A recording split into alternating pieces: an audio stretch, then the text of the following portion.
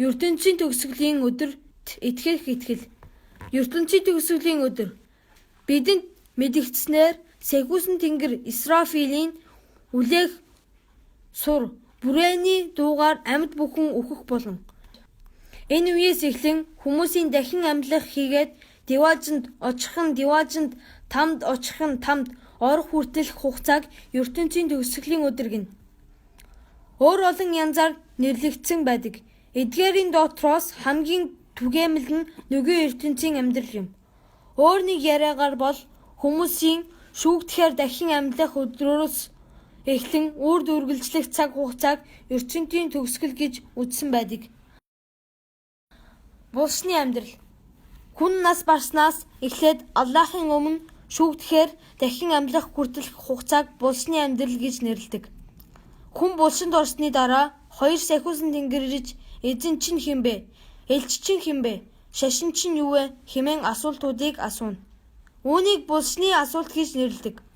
Эдгээр асуултууд нь нас барсан хүн бүрээс асуугдах болно. Шадсан тарж бутарсан гэдэл ямар ч янзаар үүрэгдсэн хамаагүй энэхүү асуултаар заавал асуугдах болно. Булсны амьдрал нь нөгөө ертөнцийн амьдралын эхлэл гэсэн үг юм. Диваажинд очих хэн нэгэн булшинд байхдаа Диваажингийн амьдралын амтыг мөн тамд очих нь нэгэн тамийн шийтгэлийн их бага хэмжээгээр амсаж эхэлдэг байна. Булсны амьдралыг энэ ертөнцийн амьдралтай зүйрлэх үзэхгүй байх хэрэгтэй.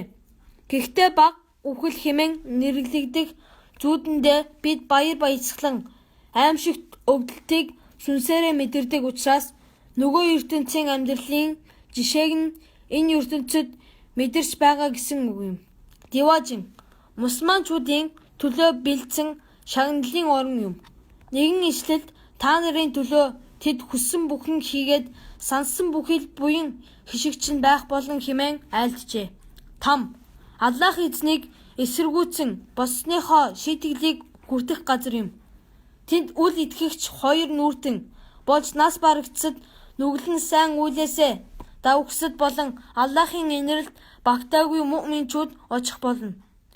Гэхдээ тэнд оцсон му'минчууд тодорхой хугацаанд шийтгэлээ хүртснийхээ дараа гарах болон үл итгэгчид хоёр нүүртэнгүүд болон Аллахтай өөр бусдыг нь зэрэгцүүлэхсэд үрд тэнд үлдэх болно.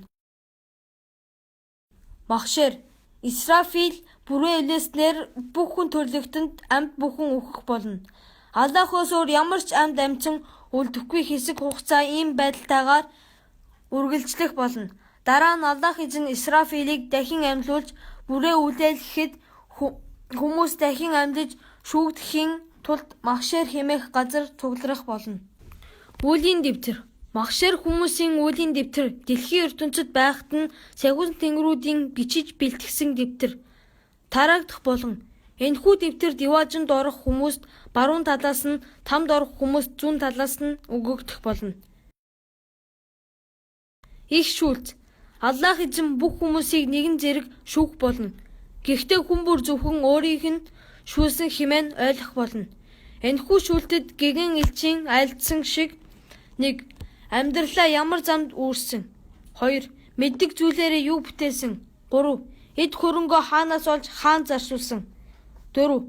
Би мах бодоо аль замд Аллахын таалал тохирох замд зориулсан тухай асуух болно. Эдгээр асуултуудад заавал хариулт авах болно.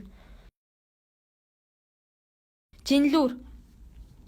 Хүний үйлдсэн сайн муу үлийг хэмжих болно. Хинч үл хохирно. Учир нь хийсэн өчүүхэн төдий сайн үйл болон муу үйл заавал хэмжигдэх болно. Гэхдээ хийсэн сайн үйл бүхэн 10 удаа хийгдсэн мэт хийсэн бүхий л муу үйл 1 удаа хийгдсэн мэт хүлээн зөвшөөрөгдөх болно. Сират. Хүн бүрийн давж өнгөрөх ёстой зам гүүр юм. Тамийн дээгүүр өнгөрөх энэхүү гүүрээр му'минчууд давж Диваажинд хурч Аллахтай өөр бусдыг зэрэгцүүлэхсэд хоёр нүүртэнгүүд болон үл итгэхсэд тэндээс там руу өнхрөн унах болно. Энэхүү гүүрийг даван туулах хүнд хэцүү хялбар байх эсэх нь энэ ертөнцид Аллахад албад байсан хэмжээнээс нь шалтгааллах болно. Бид бүхэн ибадатын төлөө ирж шүүгдэхийн төлөө буцах болно. Бид энэ ертөнцид зочилж дахин амлахын тулд үхэх болно. Өгүүлэг. Дахин амлах 4 шууны түүх. Гэгэн Ибрахим бүгдэнд нь миний эзэн өвхүүлж бас амьлуулдаг хэмээн үүндээ өөрөө ч бас чин сэтгэлээсээ итгэдэг байжээ. Гэсэн хэдий ч гэгэн Ибрахим нэгэн өдөр аяа эзэн минь үхэхстийг хэрхэн амьлуулахаа надад үзүүлээч хэмээн Аллахаас гуйжээ. Агуу Аллах түнд үхэхстийг амьлуулан гэдэг нь маань итгэхгүй байгаа юм уу? Ибрахим хэмээн асуужээ. Гэгэн Ибрахим гарцаагүй итгэж байна. Эзэн минь гэхдээ үүнийг нүдэрээ үзээд зүрх сэтгэлээ амраахыг хүссэн юм хэмээжээ. Үүний хариуд агуу Аллах гэгэн Ибрахимд ийхүү хэлжээ. Тийм бол 4 шуу барь. Тэднийг өөртөө сайн гэгчин дасга. Ирээр нь дуудахад чамд дээр нисэж ирдэг болог. Дараа нь тэднийг ал махыг нь хэсэглэн хэрчиж хооронд нь сайн гэгчин хол. Тэрхүү маха 4 хэсэгт хувааж уулын орой дээр хүргэж тавь. Дараа нь шуунуудыг дасгсан байдлаараа дууд. Тэд чамд дээр нисэж ирэхийг чи харах болно. Үүнийг харсныхаа дараа сайн гэгчин итэг. Аллахын хүч чадал агуу билээ. Түүний хийсэн бүхэн дэмий хоосон биш, бүгд утга учиртай хийгдэг.